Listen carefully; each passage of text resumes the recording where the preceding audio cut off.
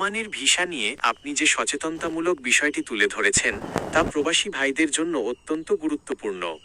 2026 সালের বর্তমান পরিস্থিতি অনুযায়ী ওমান ভিসার সর্বশেষ আপডেট এবং প্রতারণা থেকে বাঁচার সঠিক উপায়গুলো নিচে তুলে ধরা হলো। ওমান ভিসার সর্বশেষ আপডেট মে 2026। দীর্ঘদিন বন্ধ থাকার পর ওমান সরকার বাংলাদেশি কর্মীদের জন্য সুখবর দিয়েছে। সাম্প্রতিক বৈঠক অনুযায়ী ভিসা পুনরায় চালু।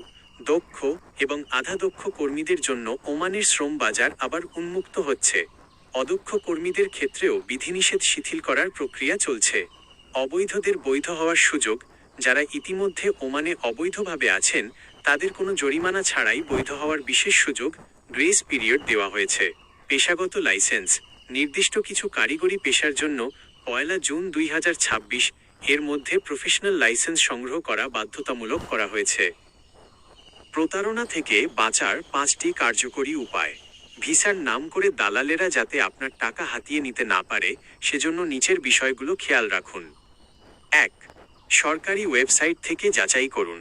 দালাল বা এজেন্সির দেওয়া ভিসা আসল কিনা তা নিজের মোবাইল দিয়েই চেক করুন। Link: royal Oman police ROP e-visa portal. সেখানে ট্র্যাক ইউর অ্যাপ্লিকেশন অপশনে গিয়ে আপনার পাসপোর্ট নম্বর এবং অ্যাপ্লিকেশন নম্বর দিলেই ভিসার বর্তমান অবস্থা জানতে পারবেন। 2. অতিরিক্ত ফি দেবেন না। সাধারণত 2 বছরের কাজের ভিসার ফি 20 ওমানি রিয়াল, প্রায় $52। যদি কোনো এজেন্সি বা ব্যক্তি এর চেয়ে অনেক বেশি টাকা দাবি করে তবে সতর্ক হন। মনে রাখবেন, ভিসা প্রসেসিং ফির বাইরে বড় অঙ্কের টাকা লেনদেনের আগে অবশ্যই বিশ্বস্ত মাধ্যম ব্যবহার করবেন। 3. ভিসার ধরন ও মেয়াদ পরীক্ষা করুন। আসল ওমানি ভিসা সাধারণত ইস্যু হওয়ার পর 6 মাস পর্যন্ত কার্যকর থাকে। ভিসার ফন্ট, বানান বা ফরম্যাট যদি অগোছালো হয় তবে সেটি নকল হওয়ার সম্ভাবনা বেশি। 4. দক্ষ হয়ে বিদেশ যান। ওমান সরকার এখন দক্ষ কর্মীদের, যেমন মেকানিক, ইলেকট্রিশিয়ান, ওয়েল্ডার, অগ্রাধিকার দিচ্ছে। তাই দালালের কথায় না ভুলে কোনো কারিগরি প্রশিক্ষণ নিয়ে সঠিক ভিসায় যাওয়ার চেষ্টা করুন। এতে কাজের নিশ্চয়তা বেশি থাকে। 5. দূতাবাস বা BMET এর সহায়তা নিন। ভিসা পাওয়ার পর জনশক্তি কর্মসংস্থান ও প্রশিক্ষণ ব্যুরো BMET থেকে স্মার্ট কার্ড চেক করে নিন।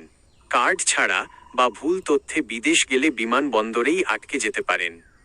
সতর্কতা: ওমানের পুলিশ বা ইমিগ্রেশন কখনো হোয়াটসঅ্যাপ বা ব্যক্তিগত ইমেইলের মাধ্যমে টাকা চায় না। সব লেনদেন অফিসিয়াল পোর্টালে বা অনুমোদিত ব্যাংকের মাধ্যমে করার চেষ্টা করবেন।